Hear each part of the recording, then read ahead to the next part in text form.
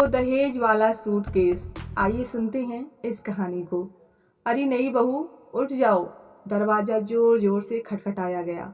शादी की अगली सुबह जानवी ने अपने कपड़ों को ठीक किया, सिर पर पल्लू किया और दरवाजा खोला। लाओ दहेज के कपड़ों का सूटकेस बाहर दे दो। ऐसा बोल वो सूटकेस बाहर खींच लिया गया। सुबह 4 बजे तो ससुराल पहुंची थी। 3 घंटे भी आराम करने को नहीं मिला। ऐसे कौन दरवाजा पीटता है? दहेज का सूटकेस कहाँ भागा जा रहा था? मन में अनगिनत सवालों को लिए जानवी नहाने चली गई। ननंद के सूट का डिजाइन तो बहुत पुराने फैशन का है। सास की साड़ी के साथ सुहाग की चीजें नहीं डाली गई। देवरों के कपड़े के साथ बनियान नहीं डाली। बुआ सास नाक मुंह बना बनाकर सारे पैकेट इधर उधर कर रही थी। जानवी ने बाहर आकर देखा तो सारा सूटकेस खुल चुका था। एक एक कपड़े पर टिप्पणी दी जा रही थी जो हृदय में नस्तर की तरह चुभ रही थी। पर माँ के संस्कार, बेटी तेरे हाथों में है तेरे मायके की इज्जत, जिन्होंने मुझे मुंह खोलने ना दिया। दहेज बनाने में एक बेटी के पिता के खून पसीने के साथ जाने कितने अरमान जुड़े होते हैं। हर छोटी सी छोटी चीज को बनाने में अपने कितने इच्छाओं को मन में ही मारा गया होता है। बेटी के 18 वर्ष पूरा होते ही घर में आई हर अच्छी महंगी चीज को बेटी के नाम से अलग संजो के रख दिया जाता है। जानवी मूक बनी सब कुछ देख रही थी। जिस सूटकेस को बनाने में महीनों की मेहनत थी, उसकी हर चीज का मानो चीर हरण देख रही थी। टाइटन की घड़ी, मॉडल तो ठीक ठाक है, ससुर जी का नाम भी लिखा है, 1000 तक की होगी। चाची सास मुंह बनाते हुए बोली। जानवी के पिता को सेवानिवृत्त होने के बाद दोस्तों से तोहफे में मिली घड़ी का निरादर देखा नहीं जा रहा था। उसके आंखों के आगे वो पल घूम रहे थे।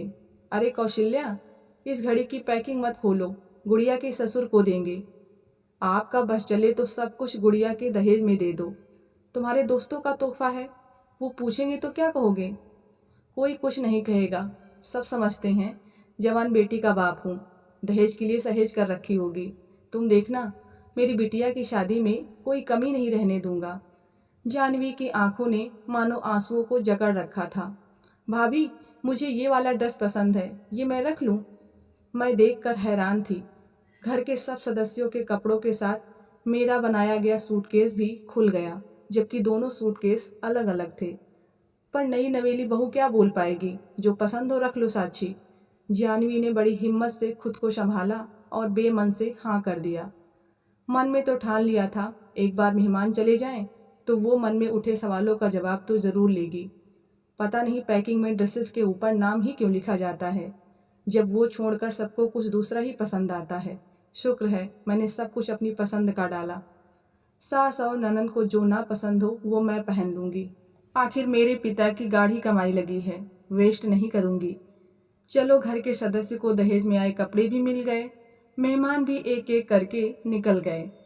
जानवी भी धीरे धीरे ससुराल के माहौल में ढलने लगी। घर के सब सदस्य उसे प्यार और सम्मान देते तो उसने सोचा, जब सब कुछ अच्छे से चल रहा है तो क्यों मैं शादी की अगली सुबह की बात निकालूं? क्यों ना बुरे सपने की तरह भूल जाऊं? पापा ने सिखाया भी तो है, तकलीफ देने वाले को उतनी ही तकलीफ दोगे तो आप में और उसमें क्या फर्क रह जाएगा? हाँ, मौका मिलने पर एहसास जरूर कराना चाहिए। शादी के ठीक 1 साल बाद ही जानवी की ननंद का रिश्ता हो गया और घर में तैयारियां शुरू हो गई। पुनः उन्हीं रिश्तेदारों के दर्शन हुए। विदाई के अगले दिन ननंद का फोन आया।